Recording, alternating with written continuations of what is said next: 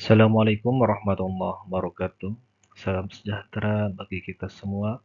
Om Swastiastu, Namo Buddhaya, salam kebajikan. Di perkuliahan kali ini kita akan membahas tentang teknik penyusunan atau pembuatan nota pembelaan atau pledoi. Ya. Jadi pledoi ini merupakan uh, upaya yang dilakukan oleh penasihat hukum ketika klien kliennya itu dituntut oleh JPU. Jadi ketika adanya surat tuntutan dibacakan oleh JPU, maka dalam hal ini terdakwa dan dibantu oleh penasihat hukum harus membuat suatu pembelaan, gitu ya. Tidak lain isi daripada nota pembelaan itu untuk menyanggah, gitu ya, atau melawan bahwa apa yang dituntutkan oleh jaksa itu adalah salah, gitu ya.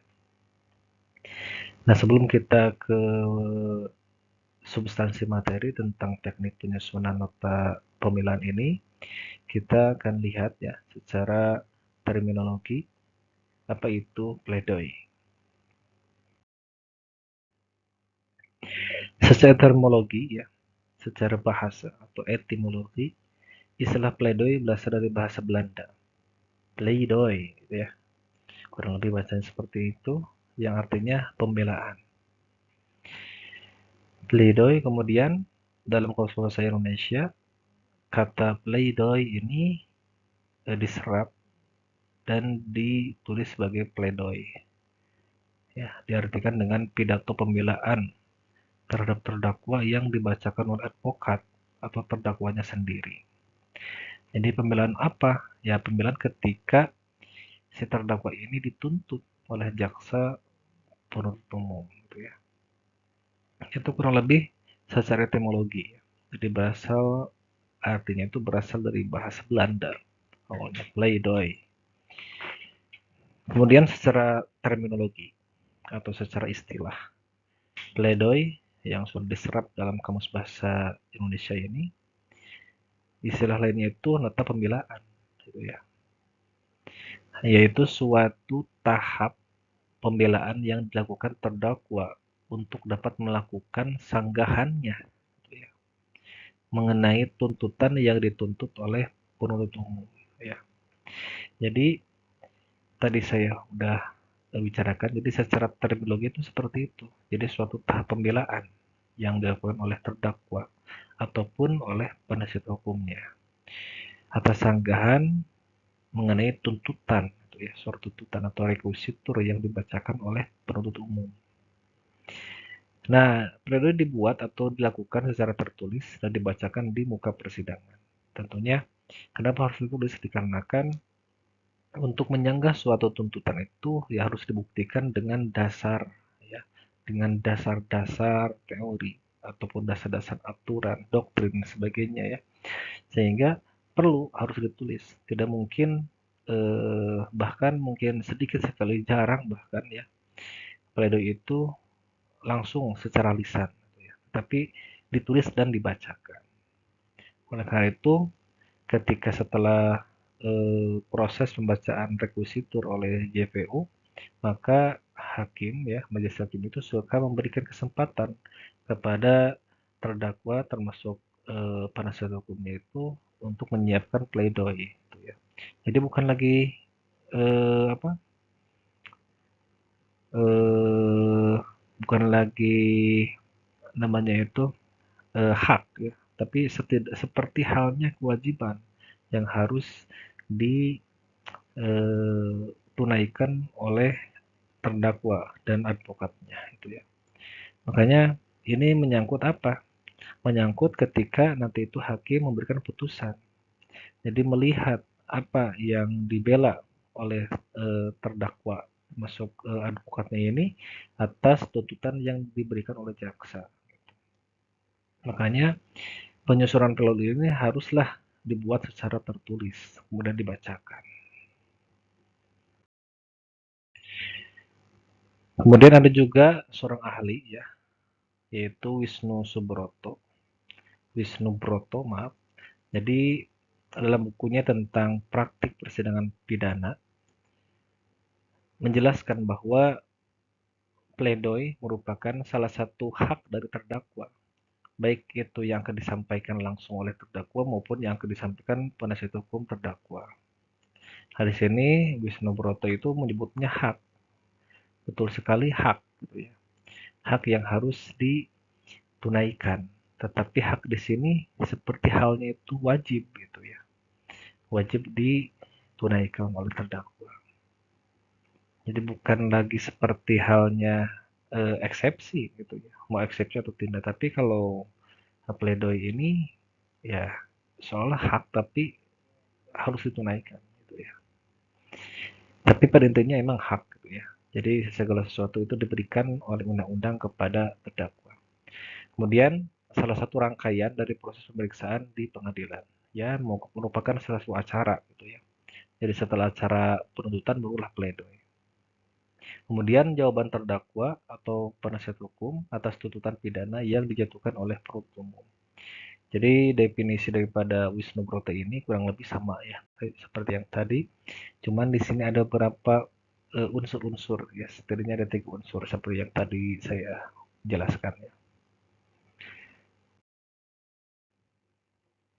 Dalam praktik persidangan pidana, pledoi merupakan upaya terakhir dari seorang terdakwa atau penasihat hukum dalam rangka mempertahankan hak-haknya ya. Jadi kalau kita lihat ya, secara prosedur dari mulai pembacaan dakwaan, eksepsi ya, kemudian putusan sela, kemudian pembuktian, kemudian requisitur ya, tuntutan dan pledoi. Jadi pledoi ini merupakan upaya terakhir ya. Walaupun nantinya itu ada tanggapan-tanggapan, yaitu replik duplik gitu ya. Cuma itu hanya menanggapi saja. Nah, ini sebetulnya inti daripada pembelaan terdakwa itu ya paling ujungnya itu setelah awalnya itu atas dakwaan, sekarang atas tuntutan yaitu pledoi gitu ya. Jadi dalam rangka mempertahankan hak-haknya. Kemudian membela kebenaran yang diyakini sesuai bukti-bukti yang terungkap dalam persidangan. Kemudian itu ya, jadi untuk dalam rangka membela kebenaran gitu. Jadi adanya asas praduga tak bersalah ya, presumption of innocence ini tentunya tidak eh, apa tidak menyatakan bahwa si terdakwa ini salah gitu ya. Makanya ada hak di sana itu untuk membuktikan. Nah, upaya terakhir dimaksud artinya adalah upaya dari terdakwa atau penasihat hukum dalam persidangan perkara pidana yang dijalaninya sebelum dijatuhkannya suatu putusan oleh pengadilan negeri gitu ya. Jadi sebelum hakim memberikan putusan itu ya melihat bagaimana sanggahan dari terdakwa ya atas adanya tuntutan dalam hal ini.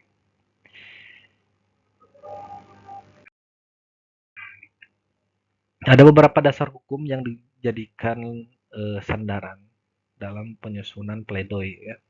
Di sini ada dalam pasal 182 ayat 1 huruf B dan C ya. Kalau kita lihat di huruf B-nya yang berbunyi selanjutnya terdakwa dan atau penasihat hukum mengajukan pembelaannya yang dapat dijawab oleh penuntut umum ya. Dengan ketentuan bahwa terdakwa atau penasihat hukum selalu mendapat giliran terakhir. Jadi maksudnya di sini ada ya mengajukan pembelaannya. Jadi mengajukan pembelaannya itu tidak lain adalah menanggapi atau menyanggah daripada tuntutan jaksa. Ya. Kemudian di huruf C-nya tuntutan, pembelaan dan jawaban atas pembelaan dilakukan secara tertulis dan setelah dibacakan segera diserahkan kepada hakim, ketua sidang dan turunnya kepada pihak yang berkepentingan. Nah, di sini ada ya tuntutan, ini requisitur, kemudian pembelaan adalah pledoi. Kemudian jawaban atas pembelaan ini tidak lain adalah replik duplik gitu ya. Replik dari jaksa, duplik dari penasihat hukum. Nah, ini dilakukan secara tertulis. Makanya tadi tidak mungkin ya diucapkan langsung secara lisan, tapi harus dirumuskan dulu dalam bentuk tertulis. Nah, dua dasar hukum ini tentu menjadi dasar ya bagi penasihat hukum termasuk terdakwa dalam hal ini untuk membuat suatu pledoi nota pembelaan.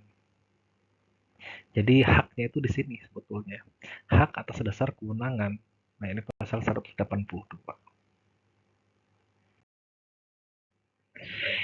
Nah, setelah kita tahu mengetahui terkait mengenai dasar hukum daripada pledoi ya, dalam pasal 182 ayat 1 huruf B dan C tadi dalam KUHP ya. Nah, kita lihat bagaimana sih tujuan daripada adanya pledoi ini. Jadi pledoi pada prinsipnya dilakukan oleh terdakwa sendiri. Ya, meskipun dalam praktek seringkali pledoi diwakilkan atau diurus oleh penasihat hukum ya. Sebagaimana diperjanjikan dalam suatu kuasa dengan menolak, menyanggah atau melakukan perlawanan di muka persidangan gitu ya. Jadi pada prinsipnya seperti itu ya. Jadi dilakukan oleh terdakwa sendiri atau oleh penasihat hukum dengan cara menolak, menyanggah atau melakukan perlawanan atau melakukan perlawanan di muka persidangan ya. Prinsipnya seperti itu. Kemudian secara umum tujuan daripada pledoi adalah untuk memperoleh putusan hakim yang membebaskan terdakwa gitu ya. Jadi tujuannya itu. Jadi ketika si terdakwa ini dituntut ya oleh jaksa dengan bekal adanya surat dakwaan ya. Kemudian tidak cukup dari situ ya terdakwa juga harus menyanggah. Tujuannya apa? Tujuannya supaya meyakinkan hakim ya dengan bukti-bukti yang diperoleh dalam proses pembuktian itu bahwa terdakwa itu tidak bersalah gitu ya. Maka harus dibebaskan dari segala dakwaan dan melepaskan terdakwa dari segala tuntutan hukum gitu ya. Jadi membebaskan terdakwa dari segala dakwaan ya. Jadi dalam proses pertama itu kan dakwaan. Nah, ini membebaskan terdakwa dari segala dakwaan dan melepaskan terdakwa dari segala tuntutan hukum gitu ya. Atau setidak-tidaknya hukuman pidana seringan-ringannya. Nah, ini kalau misalkan dalam pembuktian itu sudah menyimpulkan bahwa terdakwa ini bersalah misalkan ya. Jadi petunjuknya itu udah kelihatan bahwa dari segala keterangan ahli, keterangan saksi, barang bukti lainnya itu menyimpulkan ya bahwa terdakwa ini adalah pelakunya. Nah, itu mungkin dengan adanya pledoi ini setidak-tidaknya hukuman pidana itu seringan-ringannya dijatuhkan oleh hakim itu ya. Jadi tetap ya terdakwa itu punya hak sedikit ataupun sebesar apapun juga punya hak gitu ya. Ketika dia berhadapan dengan sistem peradilan pidana, termasuk dalam proses hukum acara pembacaan pledoi ini ya. Jadi tujuannya itu. Jadi untuk memperoleh putusan hakim yang membebaskan terdakwa ya. Kemudian teknis penyusunan pledoi. Ya, ini diajukan terdakwa atau penasihat hukum harus disusun secara sistematis, kritis, logis ya. Jadi harus sistematis, kritis, dan logis. Sistematis apa? Jadi harus sesuai dengan sistematika yang telah ditentukan. Kritis yaitu harus mengkritisi, menyanggah apa-apa yang penuntut umum itu tuntut ya dalam rekuisiturnya. Kemudian logis. Nah, ketika udah mengkritisi ya memutarbalikkan apa sih keterangan daripada penuntut umum itu ya dengan logis gitu ya. Jadi tidak mengangan-angan gitu ya, tapi dengan dasar juga. Makanya ketika orang menuntut ya, ketika orang menyatakan seorang itu bersalah, maka yang dinyatakan bersalah ini harus membuktikan dengan selogis-logisnya, sebenar-benarnya gitu ya. Kemudian dilengkapi dengan sanggahan-sanggahan atas tuntutan penuntut umum ya. Ya, kemudian ada sanggahan-sanggahan ya, sanggahan-sanggahan itu ya. Jadi harus kritis logis. Kemudian disertai dasar bukti atau fakta yang terungkap di persidangan. Nah, ini juga harus diungkapkan juga oleh penasihat hukum ya atau bukti-bukti yang terungkap di persidangan itu untuk menyanggah ya, menyangkal daripada tuntutan jaksa ya, yang relevan dan analisis yuridis yang akurat ya. Jadi ada konstruksi yang dibangun yaitu ada dua, konstruksi fakta dan konstruksi hukum ya. Jadi konstruksi fakta itu terbentuk dari proses pembuktian. Dari proses pembuktian ini terlihatlah ya fakta yang sebenarnya. Makanya disebutnya itu fakta hukum. Nah, udah ada konstruksi fakta, barulah konstruksi hukumnya. Apakah sama tidak apa yang terbangun dalam proses pembuktian ini dengan landasan yuridis untuk menjerat daripada perbuatan tersebut gitu ya. Makanya di sini harus ada juga analis yuridis. Makanya penasihat hukum diperlukan yaitu dalam hal ini ya. Kalau misalkan sekarang hanya terdakwa yang punya hak mengajukan pledoi, mungkin nantinya akan kurang ya dalam memberikan sanggahan-sanggahan secara sistematis, kritis, logis, termasuk memberikan bukti-bukti yang relevan. Ya, itu kan ada teori pembuktian termasuk alat-alat bukti.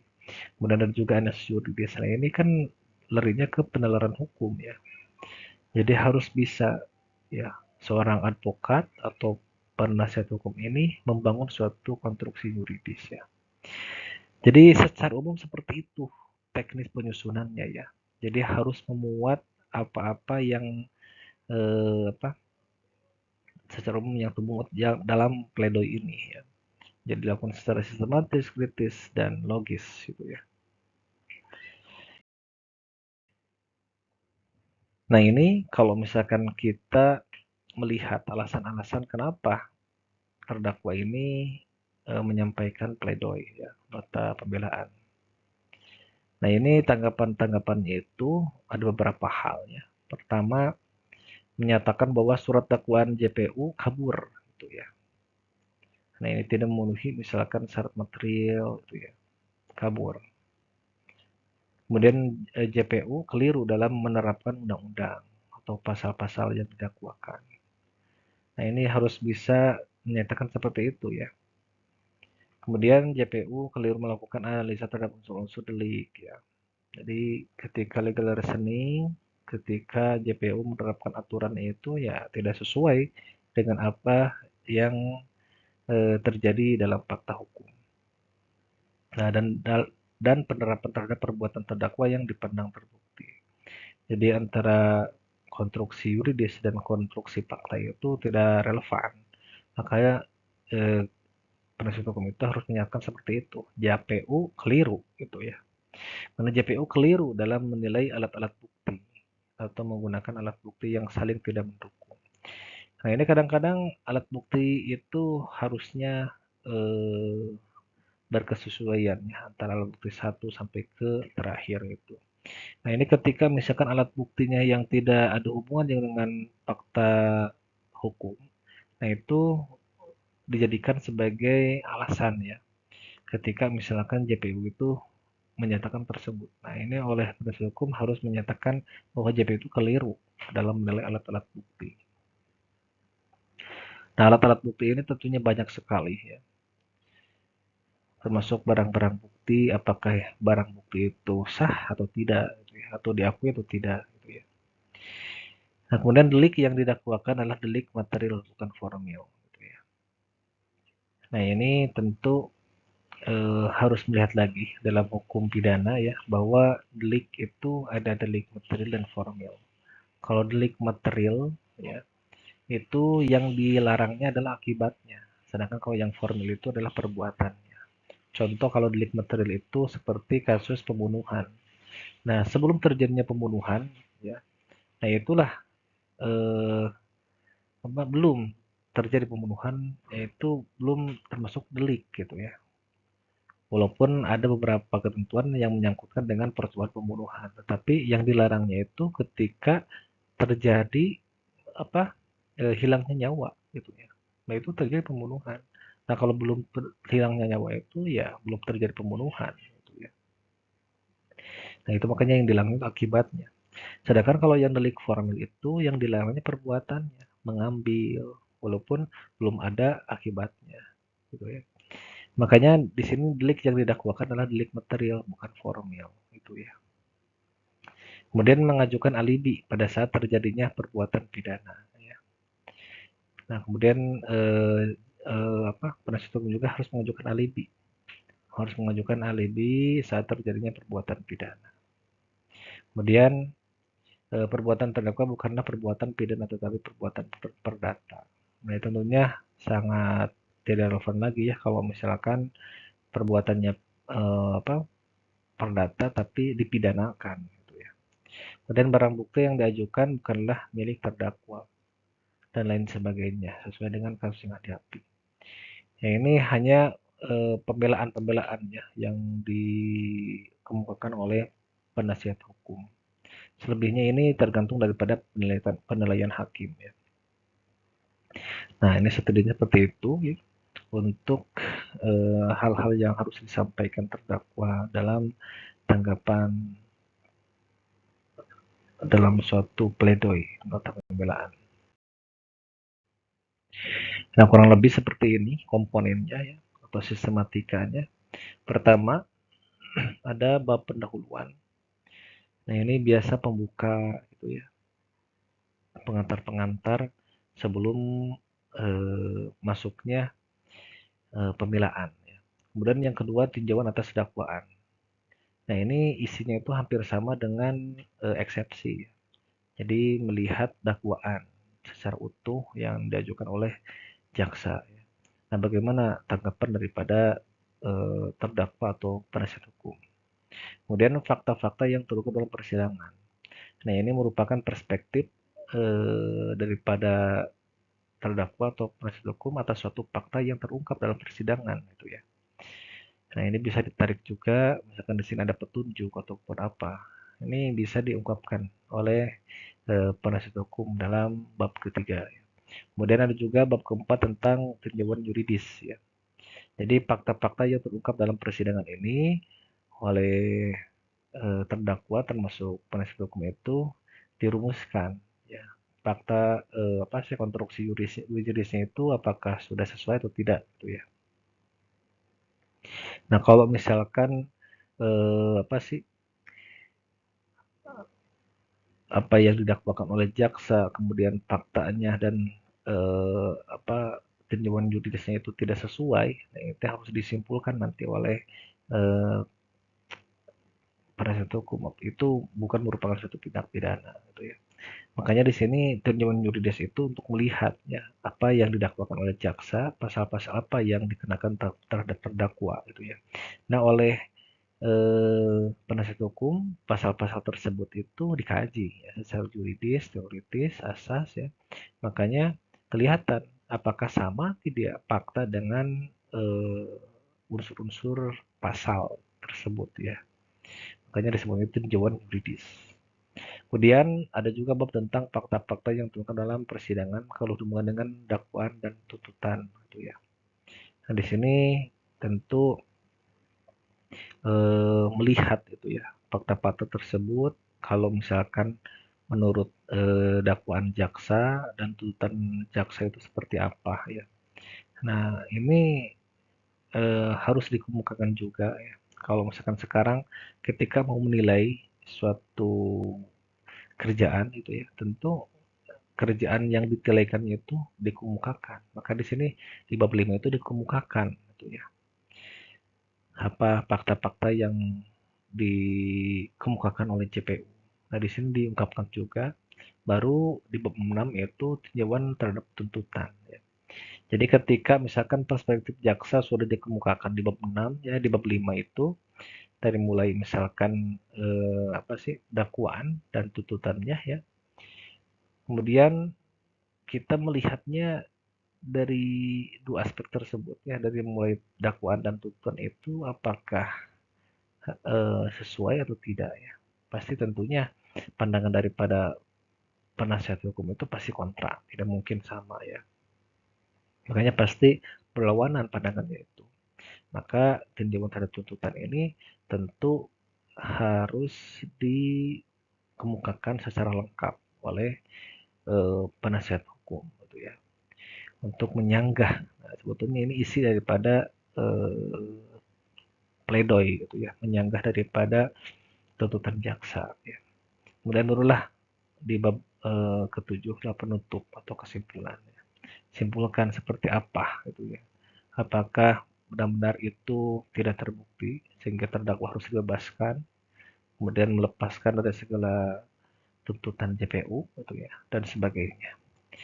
Nah, itu merupakan komponen ya dari bab 1 sampai ke 7 kurang lebih seperti itu untuk surat pledoi. Maka sebagai pelengkap ya, tugas mata kuliah kemahiran ini silakan Bapak Ibu carikan suatu surat pledoi ya. Saya tidak apa sih, tidak akan memberikan suatu kasus, silakan Bapak Ibu cari saja kasusnya yang mungkin Bapak Ibu ketahui ya. Bagaimana dari kasus tersebut pledoi daripada penasihat hukum itu. Silakan aja cari ini, bukan buatkan, carilah. Mungkin itu Bapak Ibu untuk pertemuan terakhir ya sebelum pelaksanaan UTS. Silakan lengkapi tugas-tugasnya dari yang ke-1 sampai ke-5. Nanti Bapak Ibu print tugas tersebut, kemudian jilid ya. Jilid, kemudian nanti covernya itu putih gitu ya. Cover putih, jangan yang merah. Nanti dikumpulkan ketika ujian akhir semester. Jadi ujian akhir semester itu tidak ada esai itu ya, tapi hanya mengumpulkan tugas-tugas dari ke-1 sampai ke-5 ya. Silakan periksa lagi tugas ke-1, kedua, ketiga, keempatnya seperti apa. Kemudian buatkan, lengkapi, kemudian nanti print dan jilid ya, dikumpulkan ketika pelaksanaan UTS. Kemudian selain itu, file yang Bapak Ibu buatkan itu dikirimkan juga ya. Jadi bukan hanya mengumpulkan fisiknya ya, tapi dikumpulkan juga filenya ke Google Scholar yang akan di share ya linknya itu di grup ya. Mungkin itu pemaparan dari saya. Terima kasih atas perhatiannya. Assalamualaikum warahmatullahi wabarakatuh.